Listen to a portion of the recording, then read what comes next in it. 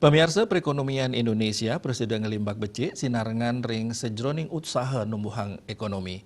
Penarkan inucap talar kesokong ring penglimbak ekonomi sane kukuh ring triwulan keempat war sekalih talih selikur. Mungguh ring rapat kerja kesarengin Komisi 11 DPR Ring Jakarta kaketus saking kantor berita antara Sri Mulyani Mausang makata indikator estimasi saking Badan Kebijakan Fiskal indik panglimbakan ekonomi ring triwulan kaping 4 warse kali tali selikur wenten makata 5%. Paketan dani ngaptiang ring samian warse sida memargi ring makata petang persen.